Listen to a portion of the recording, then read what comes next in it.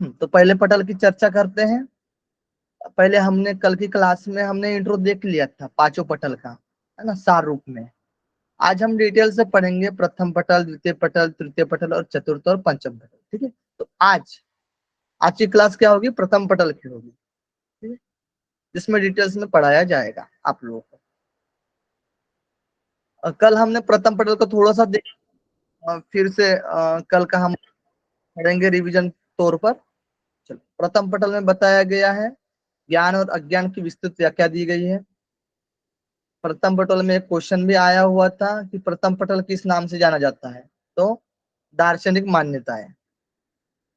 किस नाम से जाना जाता है, तो दार्शनिक मान्यताएं। आप नोट कर सकते हैं।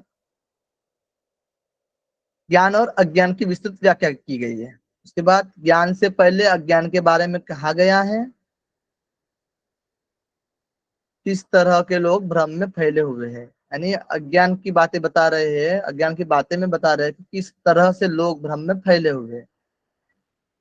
मुक्ति पाने के लिए किस तरह अज्ञान रूपी बातें होती हैं, इस तरीके से बातें बताई गई हैं।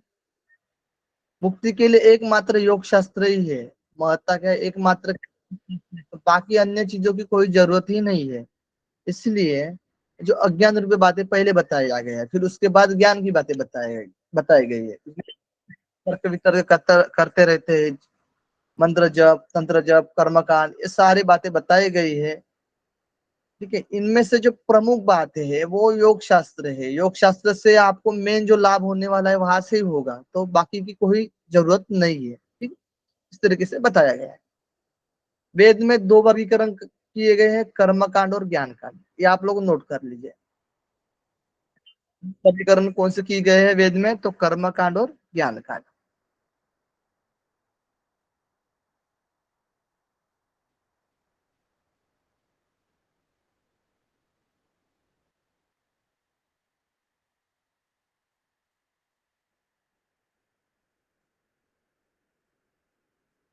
ठीक है, इतना हम पहले जान लिए थे सार रूप में। चलो देखते हैं। एक ज्ञान ही नित्य है जो आदि अंत से रहित, कोई वस्तु सत्य नहीं है। यानी जो ज्ञान है, जो यथार्थ ज्ञान है वही सत्य है, जो ब्रह्म का ज्ञान है वही सत्य है, अनित्य बोला गया है। इस एक में जो अनेक होने का आभास होता है वो वस्तुतः इंद्रिय की भेद की वजह से होता है। हमने कल एग्जाम्पल देखा था एक, कि एक चंद्रमा है ना, और नीचे जो पृथ्वी पर घड़े हैं। अब घड़े में पानी भर दिया जाएगा, 100 घड़े रख दिए, 100 घड़े में पानी भर दिया जाएगा, तो चंद्रमा का जो रूप है ना, सभी घड़े में दिखेंगे। तो ये मेरा चंद्रमा है, ये मेरा चंद्रमा है, ऐसे बोलते हैं ना, 100 चंद्रमा है करके। लेकिन चंद्रमा तो वास्तविक में एक ही है। लेकिन ये इंद्रिय के भेद की वजह से है, वस्तुतः इंद्रियों के भेद की वजह से हमें अलग अलग लगते हैं। ठीक है, यथार्थ ज्ञान नहीं है, माया की जाल में फंसे हुए हैं। भगवान शिव कहते हैं भक्तों पर कृपा करते हुए, खासकर उन लोगों के लिए कहते हैं भगवान शिव कि जो झूठ झूठ ज्ञान की वजह से विद्वानों में पड़े रहते हैं। यानी झूठ ज्ञान है वो, है ना, वो विद्वानों में पड़े रहते हैं। देखिए, उनके लिए सब प्राणियों के स्वामी आत्म मुक्तिदाता मैं शिव आत्मा को मुक्ति देने वाले योग शास्त्र का कथन करता हूँ। उनके लिए जो जो कि झूठे ज्ञान में पड़े हुए हैं, विद्वानों में पड़े हुए हैं, है ना, तो उनके लिए मैं एकमात्र योग शास्त्र का कथन करता हूँ जो आत्मज्ञान दिला सकता है। 4 श्लोक से लेकर 16 श्लोक में बताया गया है मुक्ति के लिए भ्रम वाले मत की व्याख्या बताई गई। चौथे श्लोक से 16 श्लोक तक देखो, इस तरीके से मुक्ति के लिए अलग अलग मत बताए गए हैं। आप लोग देखिए, मुक्ति के लिए कुछ लोग बोलते हैं सत्य की प्रशंसा करते हैं, तप की, कुछ लोग सोच की, साफ सफाई की, कोई क्षमा की, कोई आर्जव यानी सरलता की प्रशंसा करते हैं। कुछ लोग दान के उपाय बताते हैं, प्रशंसा करते हैं। कुछ लोग ऋतु श्राद्ध कर्म की बात बता करते हैं। कुछ लोग और कुछ लोग वैराग्य को उत्तम मानते हैं। कोई गृहस्थ कर्म को तो कोई अग्निहोत्र कर्म को बेहतर मानते हैं, कोई मंत्र योग को, कोई तीर्थ में घूमने पूजन करने को महत्व मानते हैं। इस तरह मुक्ति के लिए बहुत से उपाय बताए गए जनमानस में, आपको प्रचलित दिखेंगे, है ना, जनमानस में। इस तरीके से मंत्र जप, सत्य कर, अहिंसा करिए, अहिंसा का पालन करिए, है ना, या फिर सोच रखिए, इस तरीके से जो बोला गया है वो विद्वानों में अलग अलग मत के अनुसार इसमें ही फंसे रहते हैं। ठीक है। इस तरह संसार कार्य में लिप्त रहकर मनुष्य अच्छे बुरे कर्म, पाप कर्म से मुक्त हो जाते हैं, लेकिन मोह के बंधन से नहीं छूटते।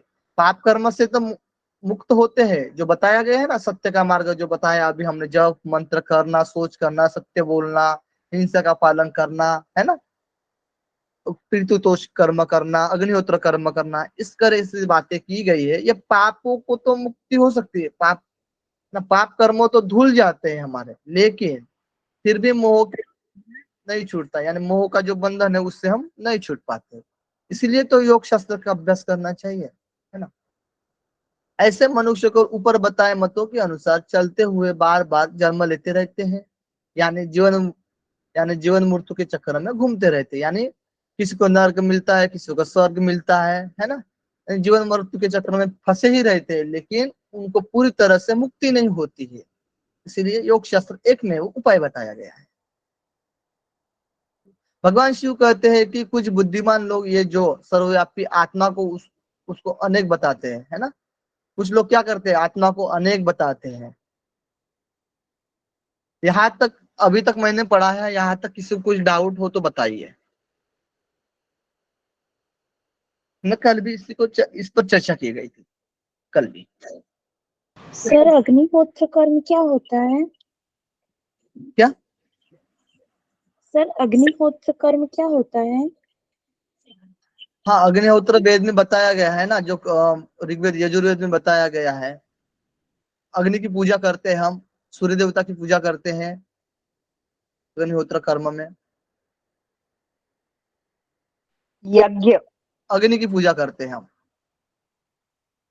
जो यज्ञ में किया जाता है ना। यज्ञ में जैसे हम शांति के लिए करते हैं, वास्तु शांति के लिए भी करते हैं हम यज्ञ, है ना।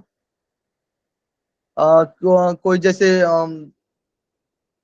आप लोग वैदिक ग्रंथ में देखे होंगे, उपनिषद में वगैरह, है ना, तो उसमें भी बहुत से कर्म बताए गए अग्नि के लिए, जैसे कि राजा के लिए अग्नि, राजा के लिए कर्म करते हैं, मंगलमय होने के लिए, है ना, भूमि अच्छी होने के लिए, दान मतलब पानी बरसने के लिए भी ये करते हैं। ठीक है।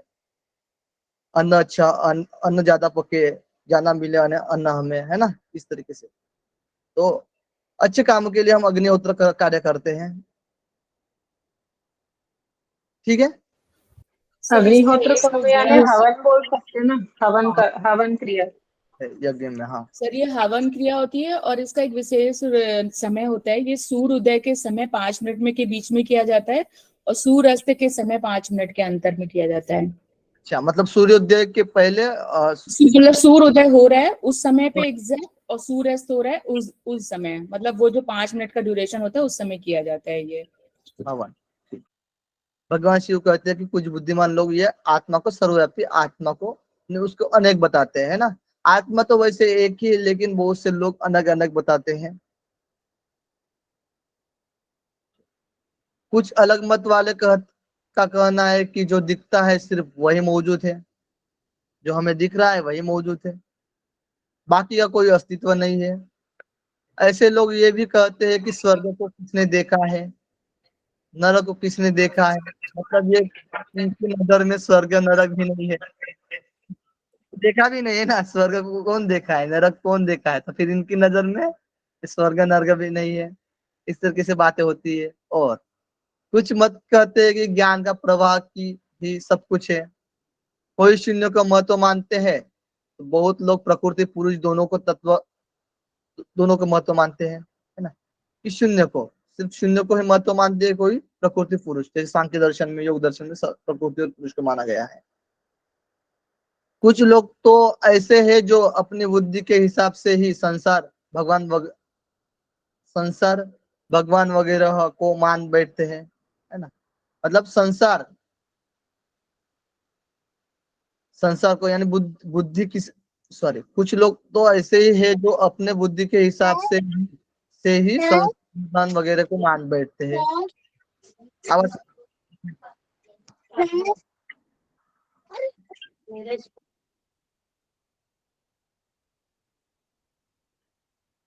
यानी सब कुछ संसार को भगवान मान बैठते हैं, है ना, यही सब कुछ है। कोई कहता है कि ईश्वर है तो कोई कहता है कि ईश्वर नहीं है। इस तरह अनेक मत प्रचलित है। ये सारे मत मोह में डालने वाले हैं, क्योंकि पाप तो धुल जाता है, लेकिन आप उस मोह बंधन से आप छूटते नहीं हो। इसलिए योग शास्त्र बताया गया। भगवान शिव ने ऊपर बताए सभी मतों को विवादित बताया है। ये सब विवाद करने वाले हैं। भगवान शिव कहते हैं कि लोग ऐसे मतों की वजह से ही मुक्ति मार्ग में नहीं पाते हैं, मुक्ति नहीं पाते हैं इस मतों की वजह से ही, जो प्रचलित में है, हमें दिखने में आते हैं, है ना। बहुत ज्ञान की बातें होती है, लेकिन मुक्ति मार्ग में नहीं पाते हैं। इस जीवन चक्र में पड़े रहते हैं ये सारे लोग। 4 श्लोक से लेकर 16 श्लोक तक हमने देखा था, ठीक है, ये चर्चा। यहाँ से हमने आपको एक इम्पोर्टेंट चीज बताई थी। इम्पोर्टेंट मतलब क्या, ध्यान रखना आपको, वेद के 2 टाइप्स है ना, ज्ञान कांड और कर्म कांड, ये 2 बताए गए। इसको आपको नोट करना है। बाकी यहाँ से कोई क्वेश्चन पूछा नहीं जाएगा आपको, ठीक है। इन 3 श्लोक 17 से 19 तक योग शास्त्र की महिमा बता रहे हैं। अमित जी आ गए हैं। अब भगवान शिव कहते हैं जिनको जान लेने से असली ज्ञान प्राप्त हो जाता है तो उसी के लिए मेहनत करनी चाहिए ना, बाकी मतों में पढ़ने की क्या आवश्यकता है ना।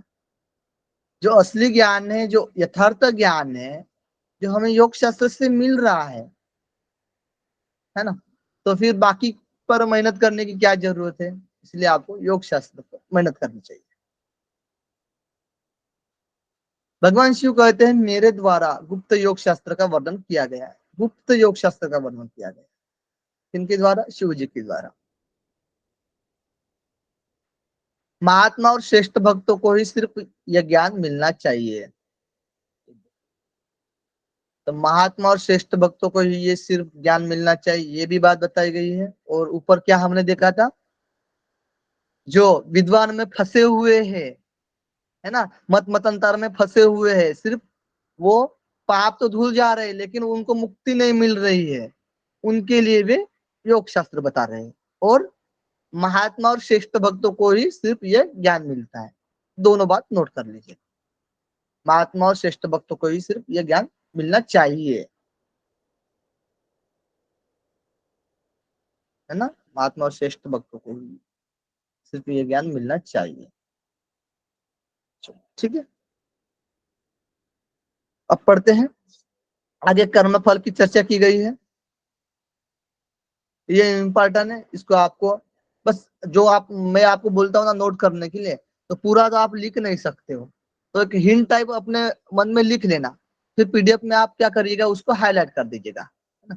ये इम्पोर्टेंट है, यहाँ से क्वेश्चन पूछा जा सकता है। आप अब इसमें नोट कर लीजिए, बस वेद भी नोट कर लिए एक शब्द, तो भी आपको समझ में आएगा कि कर्मकांड और ज्ञान कांड नोट करना है, फिर उसके टाइप नोट करना है ना। तो वेद का 2 वर्गीकरण में बताया गया था, 2 वर्गीकरण किए थे, एक कर्मकांड और दूसरा है ज्ञान कांड। कर्मकांड में 2 कर्म बताए गए, निषिद्ध कर्म और विधि कर्म। निषेध, निषिद्ध कर्म यानी पाप प्राप्ति होती है, जिससे जो हिंसा करने वाले होते हैं ना, उससे क्या होता है, पाप प्राप्ति होती है। और विधि कर्म या पुण्य प्राप्त होता है। अब विधि कर्म के 3 प्रकार बताए गए।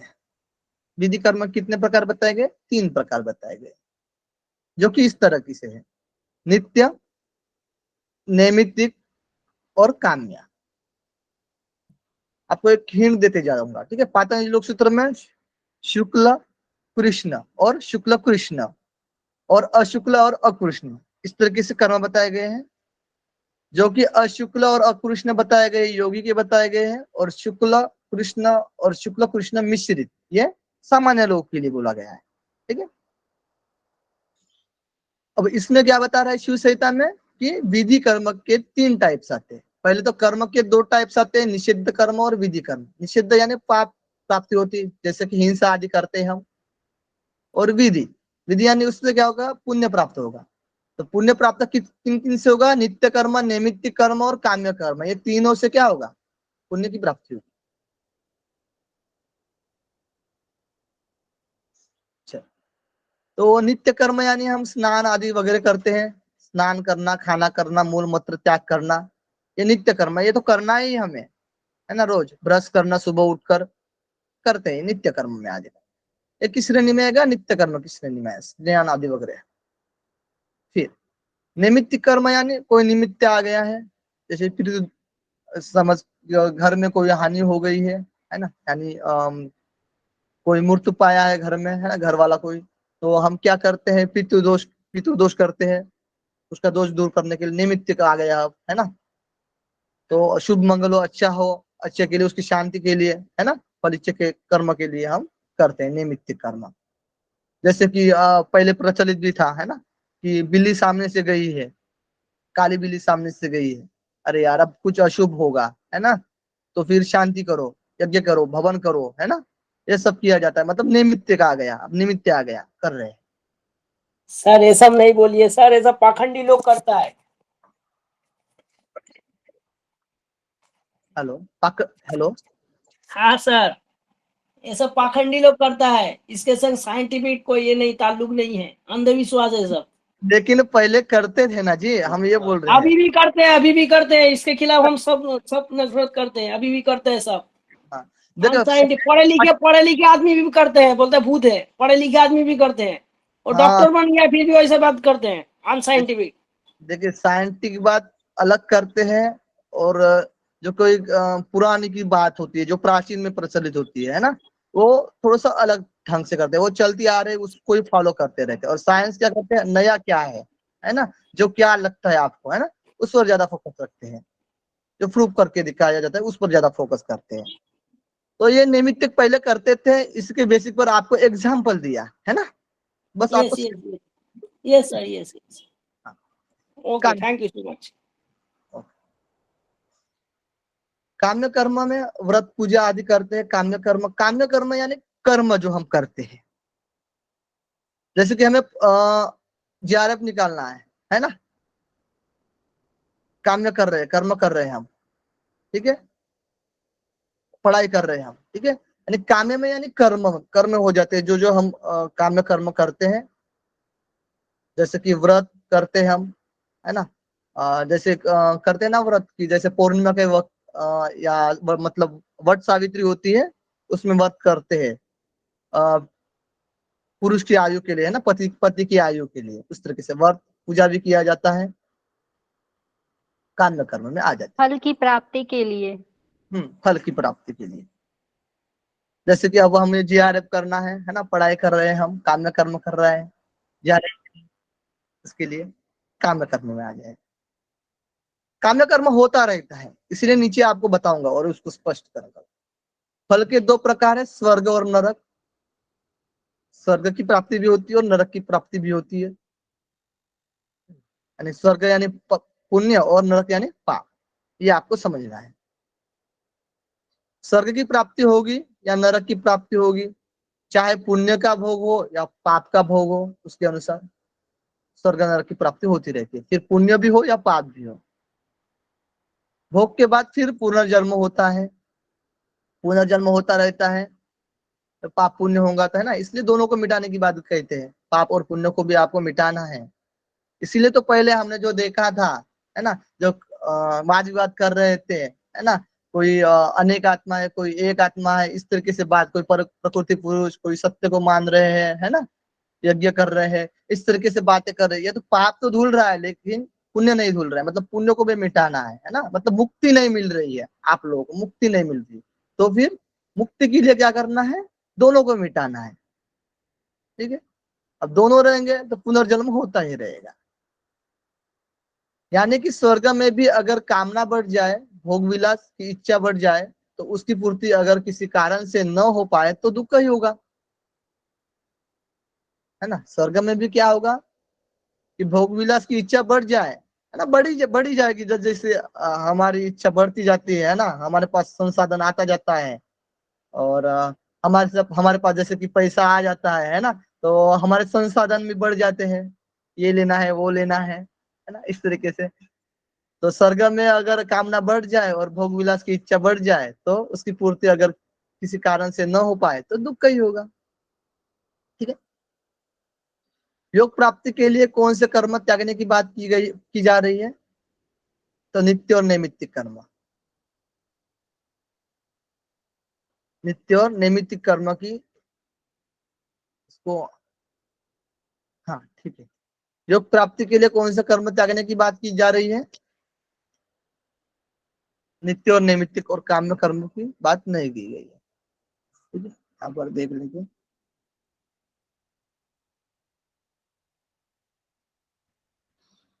नित्य और नैमित्तिक, ठीक है, इसमें श्लोक में दिया है वैसे ही दिख रहा है आपको, नित्य और नैमित्तिक कर्म। मतलब विधि कर्म में से दो को हटाओ, बस काम्य कर्म को रखो यहां से।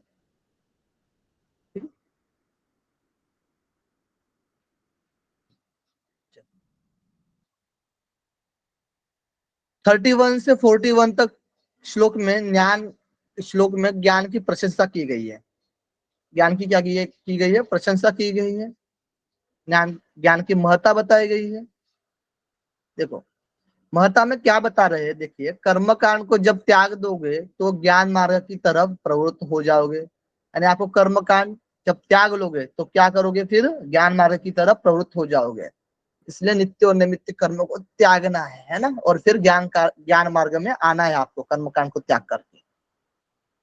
जब आत्मा ही पाप पुण्य की तरफ प्रेरित करता है, आत्मा ही क्या करती है? पाप और पुण्य की तरफ प्रेरित करती है हमें। जब सब ब्रह्म से उत्पन्न हुआ है और ब्रह्म में ही लीन हो जाना है, तो क्यों न उस ब्रह्म को जाना जाए, क्यों न उस ब्रह्म को जाना जाए, है ना। अब सब कुछ ब्रह्म में ही विलीन होने वाला है ना। ब्रह्म से हम उत्पन्न हुए, ब्रह्म में ही विलीन हो रहे हैं, तो फिर ब्रह्म को क्यों ना जाना जाए। ये तो आप इस पिंड में है, इस धरती पर आए हम, है ना, तो पिंड के सहारे हमें ब्रह्म को जानना है। देखो ज्ञान की बातें बता रहे हैं कि रस्सी को सांप समझ बैठना, मतलब अज्ञान की बात पहले कह रहे हैं। ठीक है, रस्सी को सांप समझ बैठना और सिप्पी की चमक को चांदी समझ लेना। जैसे कि रज्जू, रज्जू यानी क्या होता है? रस्सी होता है, सर्प, रज्जू और सर्प। जैसे कि अंधेरे में आप देखोगे तो कभी कभार मतलब लगता ही आपको, है ना, जैसे कि रस्सी पड़ी हो, है ना, ऐसे राउंड में, और फिर क्या लगेगा आपको? अरे अंदर में, अरे यार, तो ये तो सर्प सांप है ना। जब हम लाइट जलाते हैं तो क्या दिखता है आपको? रस्सी दिखती है सामने, है ना। अरे यार ये तो रस्सी है। तो मतलब अभी भी क्या हो रहा है हमारे जीवन में? अब जो कुछ देख रहे हैं, जो कुछ संसार दिख रहा है ना, इसी को हम सत्य मान रहे हैं। अभी तक लाइट जली नहीं है, अंधेरे में ही है हम। जब ब्रह्म का प्रकाश पड़ेगा, ब्रह्म ज्ञान होगा, तब जाकर लाइट जलेगी। अरे ये तो सब मोह माया है, वास्तविक ज्ञान तो ब्रह्म का ज्ञान है ना। इस तरीके से लग जाए। क्लियर हुआ ये बात रस्सी और सांप का? हम यस सब सर। करिए।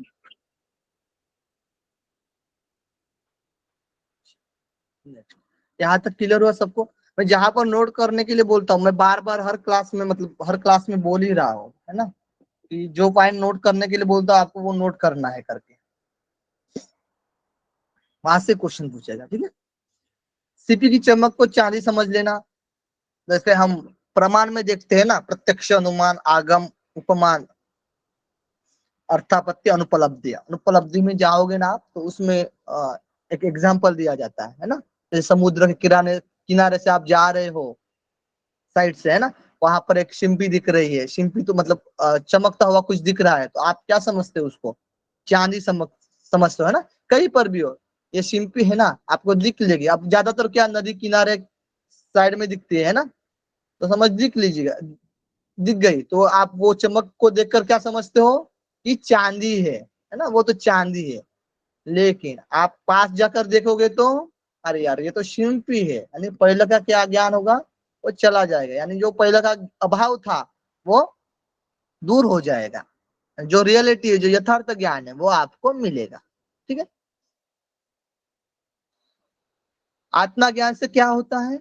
आत्मज्ञान से जगत की प्रतीति समाप्त हो जाती है और जगत का भ्रम समाप्त हो जाता है। अभी यही तो बोला था मैंने आपको रस्सी और सर्प के एग्जाम्पल बताते समय, है ना। तो आत्मज्ञान मिल जाएगा तो आपको ये जगत की प्रतीति समाप्त हो जाएगी, यानी जगत ये क्या है, सब मोह माया है ना, वो दूर हो जाएगा, समाप्त हो जाएगा वो, और यथार्थ ज्ञान की प्राप्ति होगी। 42-43 में अज्ञान का स्वरूप बता रहे हैं। ठीक है, यहां तक क्लियर हुआ?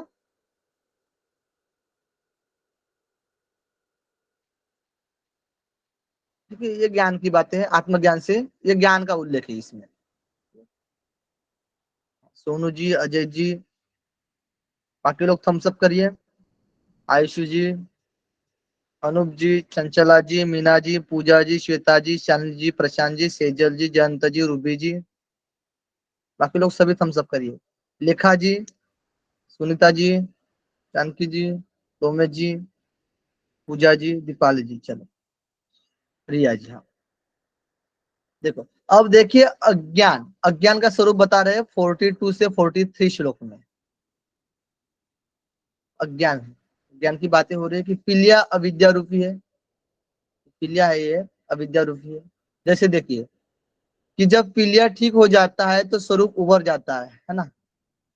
अब पीलिया क्या है, पीलिया हो गया है यानी लीवर को कब्जे में कर दिया है ना, पीलिया रोग, पूरा शरीर ही पीलिया पीला पीला हो गया है ना। अब ये समझ पीलिया हट जाएगा, अच्छा स्वरूप दिखेगा आपको, है ना, थोड़ा सा कंफर्टेबल लगेगा, अच्छा लगेगा, और पीलापन निकल जाएगा, यानी स्वस्थ दिखोगे आप, है ना। ठीक है, ये ऐसे ही बताया गया, पीलिया का एग्जाम्पल दिया गया है। वैसे जो अभी मैं हमने एग्जाम्पल लिखे थे ना, सर्प रज्जु और सर्प का, है ना, शिंपी और चांदी का, उस तरीके से पीलिया का भी एग्जाम्पल दिया गया है। आत्मा को गुणातीत कहा गया है। गुणातीत यानी क्या होता है, गुणों से परे, सत्व रजत तम, ये 3 गुण बताए गए हैं। और प्रकृति कैसे गुणात्मक है, और पुरुष कैसा है, गुणातीत है। पुरुष यानी आत्मा कैसा है, गुणातीत यानी गुणों से परे है। इसमें और एक इम्पोर्टेंट इसमें लिखे हैं, क्या इंद्र आदि देवता का भी जन्म मरण होता है ना, यह क्वेश्चन आ सकता है। आप मतलब क्वेश्चन नहीं आएगा। क्या इंद्र आदि देवता का भी जन्म मरण होता है? तो हाँ, होता है इंद्र आदि देवता भी, क्योंकि वो नित्य नहीं है, वो भी नित्य नहीं है, अर्थात अनित्य है।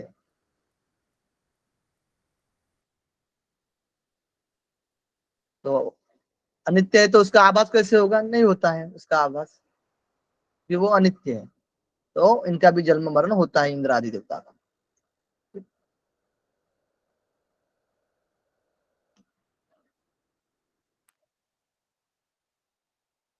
अज्ञान में और स्पष्टता कर रहे हैं। जैसे देखिए, वायु का वेग समंदर में, है ना, वायु का वेग समंदर में, वायु का वेग समंदर में होने से लहरें बुलबुला उठती है ना, लहरें बुलबुले। और अज्ञान से आत्मा में संसार दिखाई देता है, अज्ञान से आत्मा में संसार दिखाई देता है।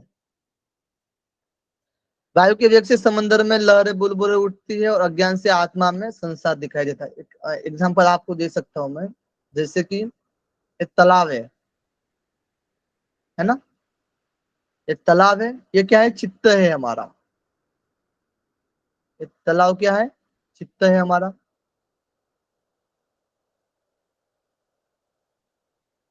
ये संसार भी समझ लीजिए,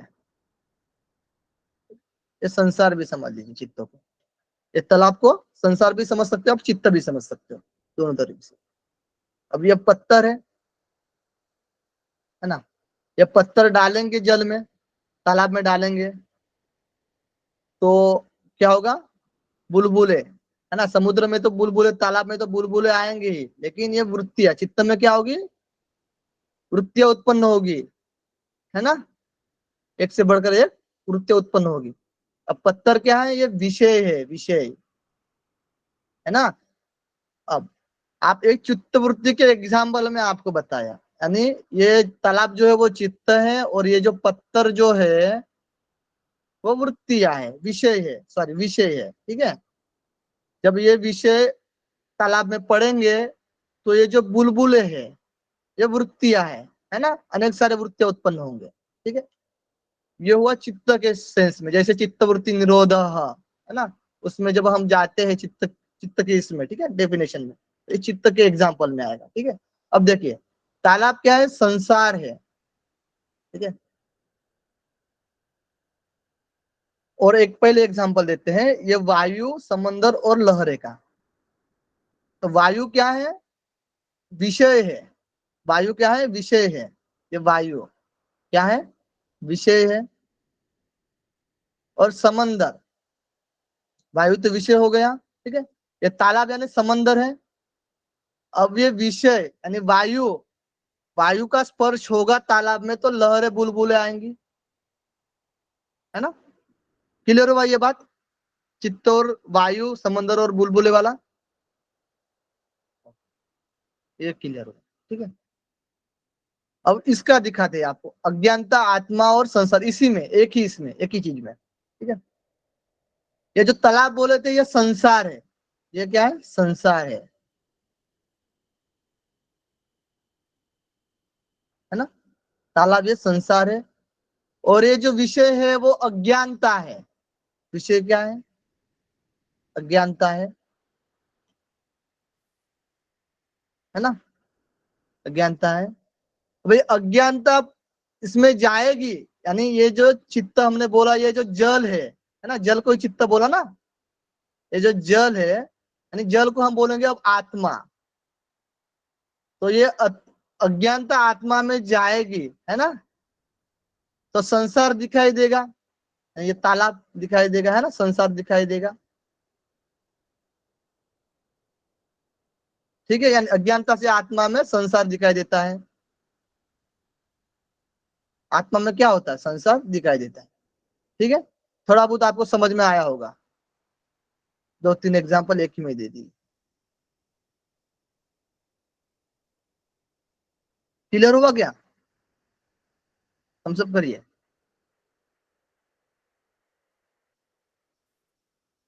नहीं हुआ तो बताइए सीता जी। सर एक बार रिपीट कीजिए सर, हम ध्यान नहीं दे पाए। अच्छा ठीक है, देखो हमने क्या बोला, ये जो चित्त है ना, ये क्या है, चित्त है, सी कर देते हैं, चित्त है ना। ये क्या है, दगड़, विषय है, क्या है, विषय है। और यहाँ पर जल है ना, यहाँ पर जल है ना, तालाब में क्या है, जल है। तो ये विषय यानी दगड़ पड़ेगा तालाब में तो वृत्तियां उत्पन्न होगी, ठीक है। क्लियर होगा, मतलब चित्त में वृत्तियां उत्पन्न जी होती है, सर। चित्त में वृत्तियां उत्पन्न होती है, ठीक है। ये एग्जाम्पल आपका ये हो गया चित्त वृत्ति वाला। यानी कि सर तालाब में कंकड़ जो मारते हैं तो उससे जो लहरें निकलती है उसी के बारे में बात कर रहे हैं आप। अब वैसे ही ये वायु है ना, वायु का वेग, यानी ये दगड़ को हम वायु समझ लेते हैं, है ना। देखिए ये तो जल ही रहेगा, ये तालाब तो तालाब ही रहेगा, मतलब समंदर रहेगा, है ना। जब आप, ये जो दगड़ है, ये जो वायु है, ये तालाब से, जल से स्पर्श करेगा तो लहरें और बुलबुलें उठेंगी, ठीक है। क्लियर हुआ अब ये बात। जी सर। इसी तरीके से अब ये दगड़ जो है वो अज्ञानता है, ये क्या है, अज्ञानता है, दगड़ जो है वो अज्ञानता है, ठीक है। अब ये जो तालाब है ना, संसार, ये जो तालाब है ना वो संसार है, ये संसार है, तालाब,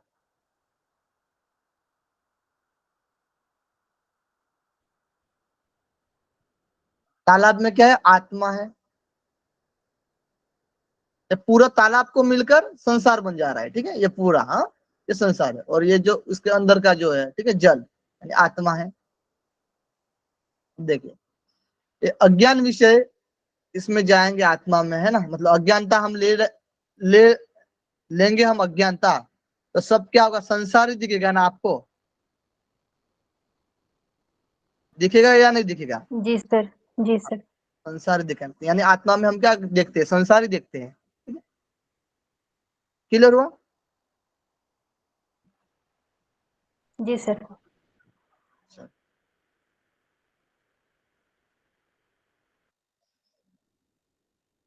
नेक्स्ट देखते हैं, नित्य यानी चैतन्य का स्वरूप।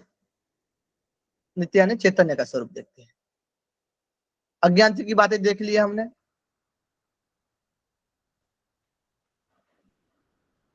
मतलब इसमें ये जो श्लोक है ना, नित्य यानी चैतन्य का स्वरूप बताया गया है, चेतनता का स्वरूप बताया गया श्लोक में, ठीक है, 15 से लेकर 55 तक।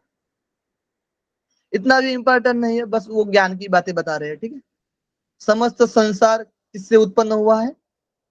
चैतन्य ब्रह्म आत्मा शिव, यही बातें बताई गई है ना। संसार, समस्त संसार किससे उत्पन्न हुआ है?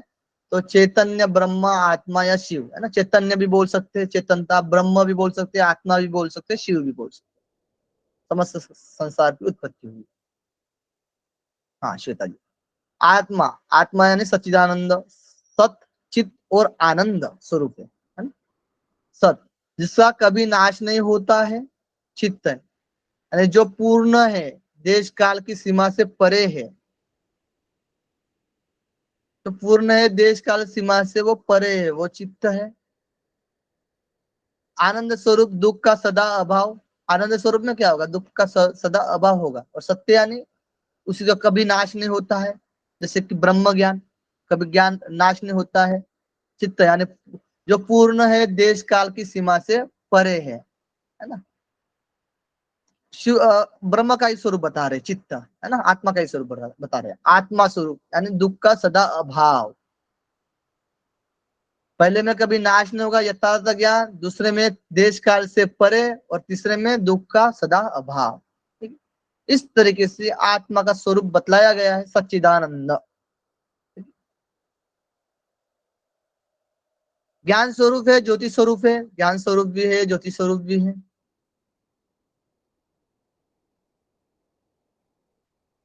आत्मा खुद प्रकाशित होता है ना, ज्योति स्वरूप है, इसे ज्योति स्वरूप कहा गया है।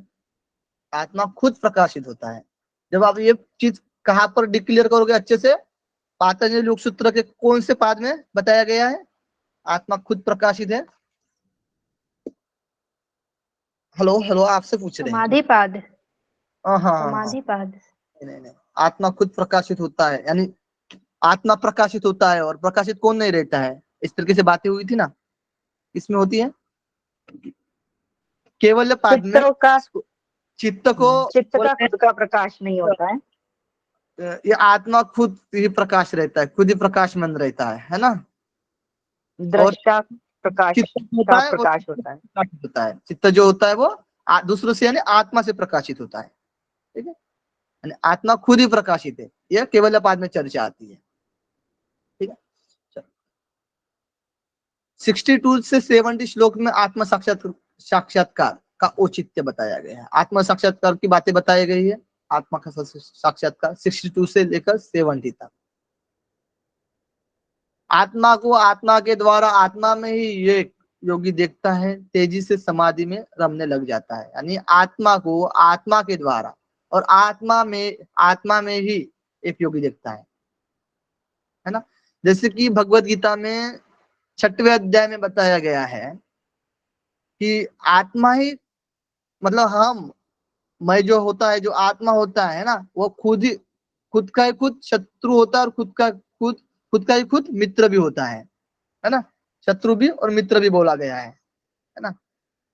यानी आप समझोगे कि मतलब हमें अपने अंदर ही है शत्रु और मित्रत्व की भावना, है ना। मतलब आत्मा को खुद वो शत्रु भी है और वो खुद मित्र भी है।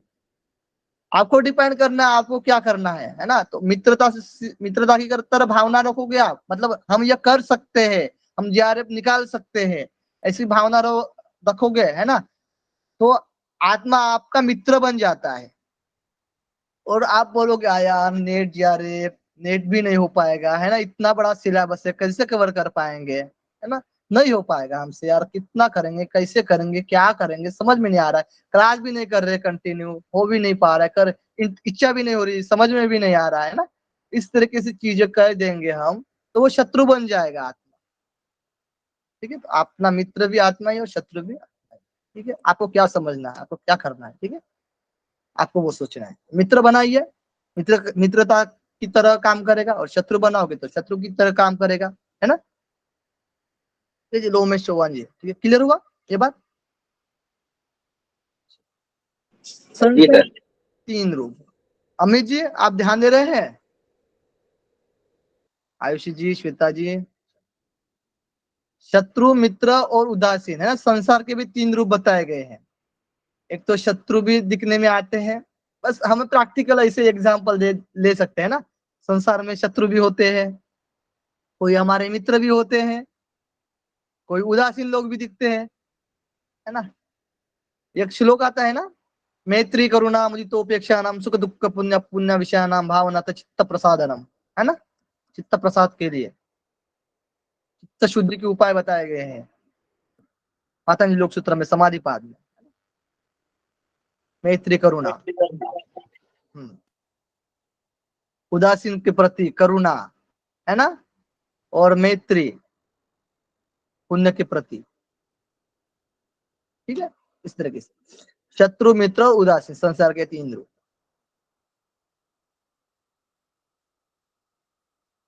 आज ये क्लियर हो जाएगा। 71 से लेकर 78 श्लोक में पंच महाभूत की उत्पत्ति किस क्रम से और कैसे हुई है, पंच महाभूत की उत्पत्ति बता रहे हैं 71 से 78 श्लोक में। देखिए, शुद्ध ब्रह्म और माया, माया यानी अविद्या, इन दोनों से मिलकर संसार का सृजन होता है। माया ब्रह्म की शक्ति होती है, माया, है ना, अविद्या, जो इन दोनों से मिलकर क्या होगा, संसार का सृजन होगा। ब्रह्म और माया से यानी ब्रह्म के तेज से उत्पन्न होता है आकाश, आकाश से वायु की उत्पत्ति, वायु से अग्नि की उत्पत्ति, अग्नि से जल की उत्पत्ति और जल से पृथ्वी की उत्पत्ति। ये इम्पोर्टेंट है, ये क्वेश्चन में आया हुआ है। ठीक है, ये क्या है, इम्पोर्टेंट है, ये श्लोक क्वेश्चन में आया हुआ है। आकाश, वायु, अग्नि, जल, पृथ्वी, ये आप लोगों को ध्यान रहना चाहिए सभी को। लेखा जी सुन रहे हैं? लेखा जी, मुझे पता है कौन। हेलो, हाँ भैया। हाँ सुन रहे हैं ना? हाँ हाँ। तो हम बोल रहे थे क्योंकि आपका माइक पहले ऑन हो गया था उस टाइम। वो बच्ची ने खोल दिया था। वो बोला कि काम में बिजी होंगे फैमिली वाले, है ना। चलो नहीं, मैं साइड में थी, फटाक से कर दिया इसने। ठीक है, ध्यान रखिए, है ना। यहाँ से क्वेश्चन पूछा गया था, ब्रह्म और माया से आकाश की उत्पत्ति होती है, और आकाश से वायु की उत्पत्ति, और वायु से अग्नि की, और अग्नि से जल की, और जल से पृथ्वी। इस तरीके से ब्रह्म और माया से आकाश की, और आकाश से वायु की, और आकाश वायु से अग्नि की, और आकाश वायु अग्नि से जल की उत्पत्ति, और आकाश वायु अग्नि जल से पृथ्वी की उत्पत्ति। ठीक है, प्रेजेंट नहीं हो रहा है, हो रहा है ना। सेम ऐसे ही अभी हमने हट रत्नावली में भी देखा था ना। हट रत्नावली में मुझे तो याद नहीं है। हाँ जी बराबर है, हट रत्नावली में, थैंक यू। तो हट चतुर्थ आखिरी वाले उपदेश में। हाँ, हट रत्नावली में भी बताया गया है। अच्छा है, ठीक है, इस तरीके से आप कनेक्ट भी करते जाइए, जो जो ग्रंथ पढ़ते हैं ना, तो इसमें दिया गया है, ऐसे करके आप बता सकते हो, मतलब याद रखने में और आसानी हो जाती है। अब दोनों याद हो गया, हट रत्नावली में भी बताया गया है उत्पत्ति का क्रम, और शिव संहिता में भी बताया गया है। हट पृथ्वी का में, हट रत्नावली में चतुर्थ उपदेश में बताया गया है और शिव संहिता में प्रथम उपदेश में बताया गया है ना।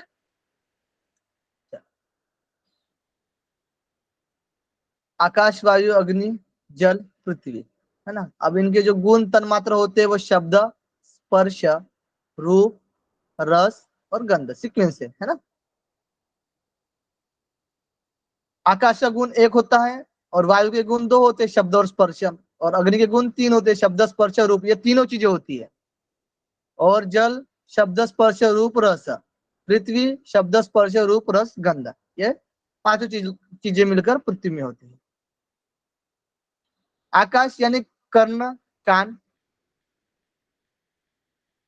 आकाश का स्थान क्या है? कर्ण है, कान है ना, त्वचा।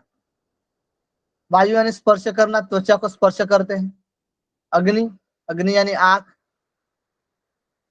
देखना। रूप, रूप से संबंधित क्या है? देखते हैं ना रूप, आंख से रूप ही तो देखते हैं। और जल यानी रस, रस का स्वाद किससे पता चलता है? जिह्वा से। और पृथ्वी, पृथ्वी यानी गंध, गंध कैसे पता चलती है? नासिका से। ये इसमें किसी को डाउट हो तो पूछिए, बताइए, क्योंकि इंपॉर्टेंट चीज है ये, बताइए आप लोग, ये याद होना ही चाहिए आप लोग को बिना देखते हुए, कि मैं कभी भी क्वेश्चन पूछ सकता हूँ इसमें से, आपको ये चीजें होना ही जरूरी है। अभी बताइए, तो फिर से आपको इसको याद करवा देता हूँ मैं, आप बताइए। ठीक है, क्लियर है सभी को? किसी को डाउट नहीं है? चलो फिर।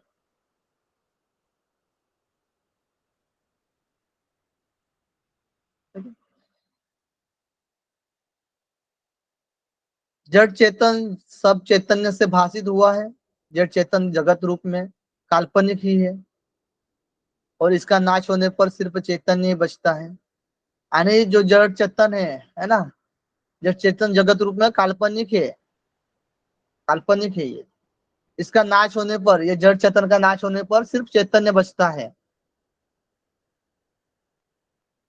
अब लय की बात बताई गई, यानी विलय, जो पंचमहाभूत देखे थे ना हमने, तो पृथ्वी जल में विलय हो जाती है और जल अग्नि में, और अग्नि वायु में, वायु आकाश में, और आकाश माया में, और माया परम पद ब्रह्म में विलीन हो जाती है। त्रिगुणात्मक माया, त्रिगुणात्मक सर माया। परम पद, सर हाँ, परम पद पे क्रॉस लगाया हुआ था, तो व्हाट इट मीन्स? और थोड़ा सा ऊपर। परम पद यानी ब्रह्म, ब्रह्म में विलीन हो जाते हैं बस। अभी हम देखो, यहाँ पर क्रॉस लगाया हो, आपको समझ में ना आया हो, तो यहाँ पे तो हमने क्या पढ़ा था? जैसे उत्पत्ति होगी वैसे ही विलीन होगा ना, ब्रह्म शुद्ध ब्रह्म। ठीक है, समझ में आ रही बात? शुद्ध ब्रह्म और माया से ही तो आकाश, वायु, अग्नि, जल और पृथ्वी की उत्पत्ति हुई। तो पृथ्वी जल में, जल अग्नि में, अग्नि वायु में, वायु आकाश में, आकाश माया में, है ना, माया ब्रह्म में विलीन हो जाएगी। ठीक है, एक में तत्व रहेगा। ठीक है, ओके सर। त्रिगुणात्मक माया, त्रिगुणात्मक यानी तीनों गुण है उसमें, है ना। अब माया, देखिए, माया को जड़ कहा गया है। जड़ किसको बोला गया सांख्य दर्शन में? बताइए। दृश्य प्रकृति। प्रकृति को, है ना, प्रकृति प्रकृति को। को। जड़ कहा गया है महामाया के, महामाया को जड़ कहा गया है ना। देखिए, तो 3 गुण देखिए, सत्व, रज और तम, यही है। प्रकृति को महामाया क्यों बोला? क्या? प्रकृति को यहाँ महामाया क्यों लिखा है? जैसे ऊपर तो माया है ना, फिर यहाँ महामाया क्यों है? महामाया, एक मिनट, जैसे कि हम देखते हैं ना, देखो अब तीनों गुण आ गए ना, त्रिगुणात्मक। जैसे हम मूल प्रकृति और प्रकृति देखते हैं, है ना, समझने के लिए बस आप समझ लीजिए, मूल प्रकृति और प्रकृति, है ना। क्या होती है? मूल प्रकृति होती है। मेन क्या है? महामाया है। और बाकी जो रूप दिखने में आएंगे आपको, वो माया है ना। अच्छा। मतलब जो उत्पन्न हो रहे उससे, वो सब माया है। और महामाया क्या? प्रकृति ना, मूल प्रकृति। ठीक है, चलो अब महामाया और देखिए महामाया क्यों है। तो सत्व रजत तम, ठीक है, एक अलग तरीके से बताए और अलग तरीके से बताए। सत्व रजत तम ये तीनों गुणों से मिलकर महामाया है, त्रिगुणात्मक है। माया के दो कार्य आवरण और विक्षेप है ना। माया क्या करती है, आवरण, ठीक है, ये संसार है ना। संसार पतंजलि में भोग भोग अपवर्ग बताया ना। क्या, पतंजलि में भोग हाँ, अपवर्ग। गुड गुड गुड, भोग देने वाली और अपवर्ग देने वाली होती है, वो पुरुष के लिए बताया गया है ना। माया है ये प्रकृति है, लेकिन प्रकृति का कार्य क्या है, कार्य के लिए बोला गया है। हाँ ये भी कार्य ही है, सॉरी ये भी कार्य ही है। Thank you thank you. तो भोग और अपवर्ग देती है पुरुष के लिए, ठीक है। देखिए ये संसार है, उसके ऊपर क्या है, ये माया का जाल है। संसार पूरा माया से घिरी हुई है, ये महामाया ऊपर वाला है ना पूरा, ठीक है। तो आवरण है ना, ये क्या है, आवरण है। और इसमें इस संसार में जो खड़बड़ी मच रही है ना, वो जितने वृत्तियां उत्पन्न हो रहे, पाप पुण्य कांड हो रहे हैं ना, ये सब विक्षेप विक्षेप कर रही है ना, उसमें विक्षेप हो रहा है, इसकी वजह से ये सब चल रही है क्रिया, ठीक है। यहाँ पर क्लियर हुआ, आवरण, ये आवरण हुआ और इसमें विक्षेप हो रहा है, ठीक है। चलो श्वेता चलो, टाइम कितना हुआ, हाँ चलो हो रहा है, जस्ट थोड़ा सा बचा है, कंप्लीट कर लेंगे इसको। जिस माया विद्या में तमोगुण की अधिकता है उसे दुर्गा यानी ईश्वर कहा गया है, और जिस माया विद्या में सत्वगुण की अधिकता है उसे लक्ष्मी कहा गया है, विष्णु, विष्णु की शक्ति लक्ष्मी, ईश्वर की शक्ति दुर्गा। और जिस माया में रजोगुण की अधिकता हो उसे सरस्वती कहा गया है। यहाँ से क्वेश्चन एक बार बना हुआ था, है ना, बना हुआ है यहाँ से। तो तमोगुण, तो आपको एक बता देता हूं आपको, तमोगुण शिव, सत्वगुण विष्णु और रजोगुण ब्रह्म, ये आपको उपनिषद में भी पढ़ने में आएंगे, और यहाँ से क्वेश्चन ही पूछा जाता है, आराम से डेफिनेट क्वेश्चन दिखाई देगा आपको, ठीक है। तो तमोगुण की अधिकता से दुर्गा, माया क्या है, दुर्गा ये शक्ति है ना, ईश्वर की शक्ति है, माया है ना दुर्गा। और सत्वगुण की अधिकता से लक्ष्मी, और रजोगुण की अधिकता से सर, तीनों नाम दिए गए माया के, ठीक है, दुर्गा लक्ष्मी सरस्वती, तम सत्व रज। आत्मा ही हर चीज का प्रकाशक है, पता है हर चीज का प्रकाशक कौन है, आत्मा है। उपाधि के कारण संसार का स्वरूप भिन्न भिन्न है ना, अलग अलग उपाधि के कारण। जैसे कि हम मटके में जल रखते हैं, दूसरे भी मटके में जल रहता है, तीसरे में भी जल रहता है ना। ये मेरा जल है, ये मेरा जल बोलते हैं, है ना। जैसे कि मेरे घर में आकाश है, और दूसरे के भी घर में आकाश है, और तीसरे के भी घर में है, और जब घर फूट जाएगा, है ना, तो आकाश दिखने में आएगा क्या, दिखने में आएगा, मतलब पूरा एक ही होगा ना। जब घर ही चला जाएगा पूरा एक ही हो जाएगा। अब ये शरीर है, शरीर की ये उपाधि है हमारी, हमारा शरीर अलग है ना, मतलब आकृति थोड़ी सी अलग है, चेहरा अलग है, मेरा है, दूसरा बोलता है मेरा है। ये चला जाने के बाद क्या होता है, एक ही बचता है, क्योंकि आत्मा।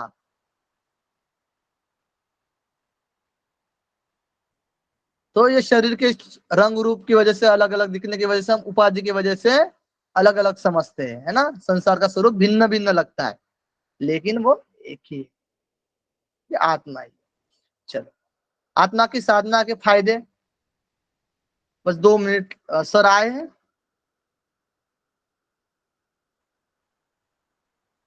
तब तक कर ले। जो साधक आया हुआ सर 2 मिनट ले लूं सर, खत्म हो जाएगा ये, 2-3 हाँ मिनट, ठीक है। आत्मा की साधना, साधना के फायदे बता रहे हैं, आत्मा की साधना के फायदे। जो साधक आत्मा का स्वरूप सच्चित आनंद ज्ञान स्वरूप ज्योति स्वरूप को अनुभव करता है, वो दुख से मुक्त हो जाता है। आत्मा की साधना के फायदे, यानी आत्मा की आप साधना करोगे आत्म तत्व पाने के लिए, आत्मदर्शन पाने के लिए, है ना, आत्मा का दर्शन करने के लिए, तो उससे जो फायदा होगा वो बता रहे हैं, जो साधक आत्मा के स्वरूप यानी सचित आनंद। आत्मा का स्वरूप क्या है? सचित आनंदमय है ना, ज्ञान स्वरूप है, ज्योति स्वरूप है, ये बताया गया था ना, ऊपर हमने पढ़ा था। का अनुभव करता है, अनुभव करता है वो दुख से मुक्त हो जाता है, यानी लाभ क्या बताया गया है? दुख से मुक्त हो जाता है। ठीक है, इसलिए अपने चित्त में हमेशा आत्मा को ही स्थान देना चाहिए। चित्त में हमेशा किसको स्थान देना चाहिए? सिर्फ आत्मा को ही स्थान देना चाहिए, धारणा करना चाहिए। जीव शरीर की उत्पत्ति और उसका कारण, जीव शरीर की उत्पत्ति कैसे हुई और उसका कारण क्या है? तो जीव की शरीर की उत्पत्ति कैसे हुई? तो पिता के अन्नमय कोश से हमारा शरीर बनता है। पिता के अन्नमय कोश से हमारा शरीर बनता है। और पूर्वजन्म, जैसे हमने देखते हैं ना, अन्नमय, प्राणमय, मनोमय, विज्ञानमय और आनंदमय, ये पंचकोश बताए गए है ना। तैत्तिरीय उपनिषद में भी हम पढ़ सकते हैं इसको, पंचकोश को पढ़ते हैं। पिता के अन्नमय कोश से हमारा शरीर की उत्पन्न हुआ है, और पूर्व जन्म के कर्मों के अनुसार आपका शरीर धारण करना होता है ना। जो स्थूल शरीर, सूक्ष्म शरीर और कारण शरीर है ना। जैसे कारण शरीर से है ना, पूर्व जन्मों के कर्मों के अनुसार हम अपना शरीर धारण करते हैं। कर्म के फल को भोगने के लिए शरीर मिला है। शरीर दुख भोगने के लिए बना है। शरीर क्या करने के लिए? दुख भोगने के लिए। बिंदु वीर्य यानी शिव है, रज यानी शक्ति है। दोनों का संयोग हो रहा है। रज बिंदु से जड़ रूप माया संसार रूप में प्रकट हो जाती है। जड़ रूप जो माया है संसार रूप में प्रकट होती है ना, रज और बिंदु के संयोग से। ये कैसी होती है? माया मिथ्या होती है, स्वप्न स्वरूप होती है और भ्रमदायक होती है माया संसार। मैं शिव जीवों के पुनर्जन्म के कर्मों के अनुसार सृष्टि रचता हूँ। शिव बता रहे हैं कि मैं जो शिव हूँ, मैं जो बता रहा हूँ कि मैं पूर्व जन्म के कर्म के अनुसार ही सृष्टि की रचना करता हूँ। चलो इस क्वेश्चन को देख लेते हैं फास्ट में, 2-4 मिनट में। शिव संहिता में हो गया प्रथम उपदेश, कंप्लीट हो गया, आराम से पढ़ाया हमने। ठीक है, शिव संहिता। अब क्वेश्चन देखते हैं फर्स्ट, प्रथम पटल के। शिव संहिता में वेद के कितने रूप बताए गए हैं? आंसर दो बताएं, कर्मकांड और कर्मकांड, ज्ञान कांड। कर्मकांड और ज्ञान। ठीक है, शिव संहिता में किसे सर्वश्रेष्ठ मत बताया गया है? योग शास्त्र। योग शास्त्र को सर्वश्रेष्ठ मत बताया गया है ना। कर्मकांड के कितने भेद बताए गए हैं? निषिद्ध विधि, दो निषेध वेद और दो विधि निषेध एवं विधि। शिव संहिता में विधि कर्म के कितने प्रकार बताए गए हैं? तीन, नित्य प्रकार, नित्य नैमित्तिक और काम्य। हाँ, नित्य जो हम रेगुलर करते हैं, नैमित्तिक है ना, निमित्त आ जाता है। शिव संहिता में फल के कितने प्रकार बताए गए हैं? दो, स्वर्ग और नरक। स्वर्ग और नरक। ठीक है, विचारशील योग साधक को कर्मकांड के साथ क्या करना चाहिए? कर्मकांड के महात्मा कर्मकांड को जानते थे, त्याग कर देना चाहिए। त्याग कर देना चाहिए। ज्ञान कांड में आते हैं, कर्मकांड से कोई फल मिलेगा इसलिए इसको त्याग ही करना चाहिए। ज्ञान कांड में आते थे। शिव संहिता में फिर बंध जाएंगे। कौन असंख्य रूप में भाषित होता है? शिव संहिता के अनुसार कौन असंख्य रूप में भाषित होता है? किसको बोला गया है? ब्रह्म और परम आत्मा। आत्मा। आत्मा हम अनेक लोग देखते हैं ना, अनेक अनेक जो लोग बता रहे हैं कि आत्मा अनेक है ना, इस तरीके से। तो ज्ञान से दुख का नाश होने पर क्या होता है? आत्मा आनंद स्वरूप बन जाता है। आत्मा आनंद स्वरूप। आनंद स्वरूप ज्ञान से दुख का नाश होने पर आत्मा आनंद स्वरूप बन। सच्चित आनंद स्वरूप द्वैत रहित। हाँ, सच्चित स्वरूप आनंद स्वरूप बने।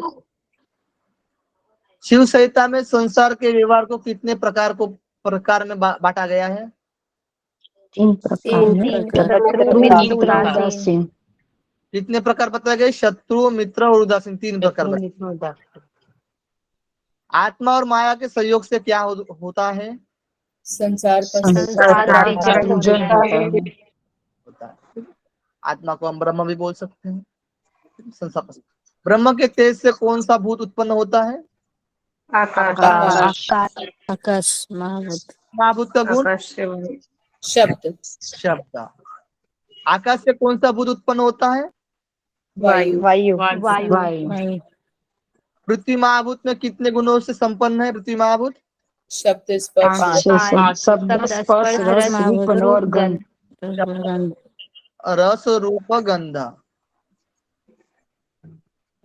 जल महाभूत से कितने गुणों से संपन्न है जल महाभूत? शब्द स्पर्श शब्द स्पर्श रूप रस। स्पर्श रूप रस। 4। अग्नि महाभूत कितने गुणों से संपन्न है? 3 शब्द स्पर्श और रूप। वायु महाभूत कितने गुणों से संपन्न है? 2 शब्द और स्पर्श। रजोगुण से परिपूर्ण माया किस रूप में जानी जाती है? सरस्वती और ब्रह्मा जी। तमोगुण से? दुर्गा शिव दुर्गा और ईश्वर। भगवान से लक्ष्मी और लक्ष्मी विष्णु ब्रह्मा। लक्ष्मी सप्तगुण से ब्रह्मा हो गए ना। जीव पिता के किस कोष से धारण करता है शरीर धारण करता है? अन्नमय जीव बार बार क्यों जन्म लेता है?